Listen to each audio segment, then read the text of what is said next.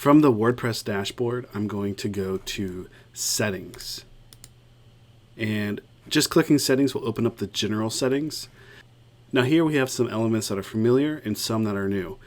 We can change our site title and our tagline just like we can in the appearance and customize. A majority of the time I am tweaking the site title and tagline in my general settings on this page. We have our WordPress address, our URL, and our site address. And because we're using a managed WordPress from GoDaddy, I cannot change my domain here. If I were using another hosting platform or service, it may let me change this. We have an HTTPS domain name, which indicates that it is Hypertext Transfer Protocol Secure, and it indicates that it has a valid SSL certificate or secure sockets layer. I also have my administration email. This just sends it to my Gmail. Membership, I have anyone can register turned off because the site's in development and there's still some things I want to do in terms of security to the site. So I have this unselected, but when your site is ready to launch, make sure if you want people to register for any kind of membership that you have anyone can register selected, and then new user default role. Now I have a couple different options, more so than the default ones. If you remember our WP job listings plugin that we did, it created a role called employer. Also, I've installed the plugin Yoast SEO, and it has created two other roles with their own capabilities and permissions called SEO Editor and SEO Manager. I can set my site language here, and I'm using English United States, and my time zone. So I'm on Eastern time, so I just selected the closest city to me. And most of you are familiar with this list. You know where you're at. Here we can change our date format to what you're used to. I know in places like the UK, they will often do the date in this format. You can also create a custom one, and it previews it here for you, which is nice. You have your time format with how you are familiar with it. Here we have the week starts on, and then I have Monday selected. But if you prefer to start the week on Sunday, you could do that, or customize it how you see fit. Then we could just save our changes from here. So if I go to writing, this is one thing that is tricky, that it's not hard, but people don't realize that this default post category is here. It currently is set to uncategorized. You don't want to leave things as uncategorized. A lot of times on websites, you may see something left uncategorized. The person developing that site may think that it's just the default site. Like that's just how it is. But you can easily adjust this. So I'm just going to say all default post categories are based in the category of academia. And then we can do the default post format. I'm just going to keep it as standard. Next, we have the post via email. So if we wanted to be able to write our own blog post, let's say we're traveling and we have a great thought or something that we want to share, we could set this up via mail server. So you could put in the mail.mystudyabroad.co, and I'm going to keep that port the same. And I'm also going to do my login.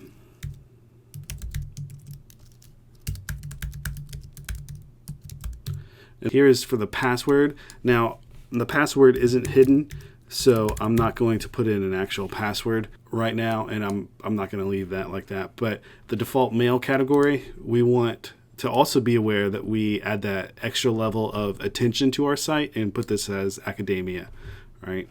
Here are the update services. When you publish a new post, WordPress automatically notifies the following site update services. You can use Ping-O-Matic, or if there's any other ones that you want, you can also add those to this list. And I'm just going to hit Save Changes. On our reading page, our reading settings can be very important. Sometimes you may see your homepage when you type in your domain name. You may see it go straight to blog post, and you're creating a homepage and you even have called it home, but you're not sure why it has this, why it's showing your latest posts and not your homepage, your actual home content. So here is where you would do that. In the reading settings, under settings, you go to homepage displays, and if you have this set to latest posts, it'll show your blog posts. But if you change this to a static page and then separate these two out, so homepage, I'm going to select home, and then post page, I created a page called blog. I created a page called blog, and then WordPress will automatically populate my blog posts on that page. I can show that blog pages show at most 10 posts. Syndication feeds like Ping-O-Matic will show 10 items at the most. This is saying for each post in a feed include full text or just an excerpt. I'm just going to select excerpt. Next, we have search engine visibility. We could select discourage search engines from indexing this site. I'm not going to do that. And it's not always guaranteed that that will even work. But I'm going to save my changes. And navigating to discussion settings, I have these options. The discussion settings, some of this may be linked to our plugins like Jetpack, if we're using those. But these, I'm not going to go over every single one of these, but these are just the default post settings, other comment settings.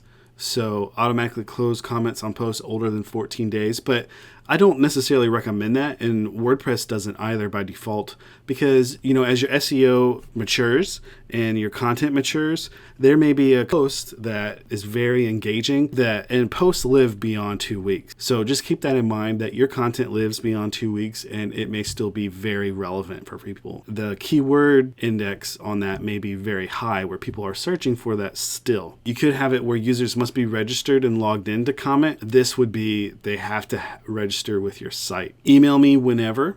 So our system admin is my personal Gmail. It would email me anytime anyone posts a comment or a comment is held for moderation. Before a comment appears, we can have comment author must have a previously approved comment, but I'm also going to have comment must be manually approved. If you do this, you want to make sure that you stay on top of the approvals and that you don't have a big backlog of comments.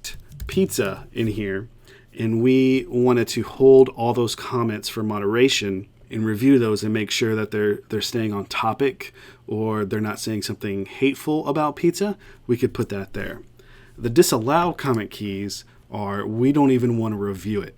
We just want to not have any of these comments with that phrase. So if someone said calzone, we don't want anybody talking about calzones. We're just going to go ahead and discard that comment. It's important to save yourself some work and set these up. That way you're not bogged down with comment moderation when you're trying to maintain your site after launch.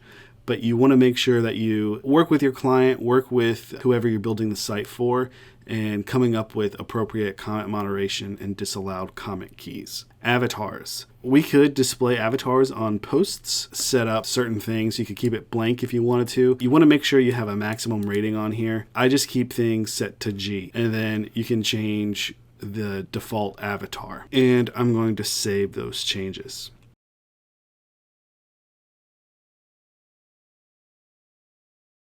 Here we have our media settings. Here we have our media settings where we can change our thumbnail size, medium size, and large size of images. We can also decide whether or not we want to organize our uploads into month and year based folders after we upload those, and I definitely recommend doing that.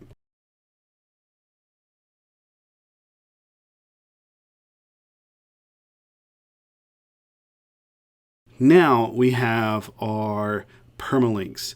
So we have a big warning here. Changing your permalink settings can seriously impact your search engine visibility. It should almost never, let me highlight that word, never be done on a live website. You should do this before you launch your site. And my most recommended is to do your domain name and sample post name, right? Or page name. So post name, it will populate.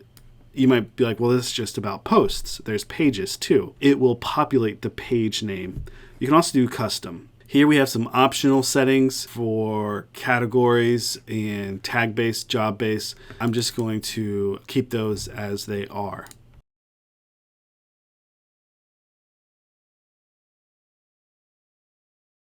Next, we have privacy policy. So we do not have a privacy policy page, and we need to create a new policy page.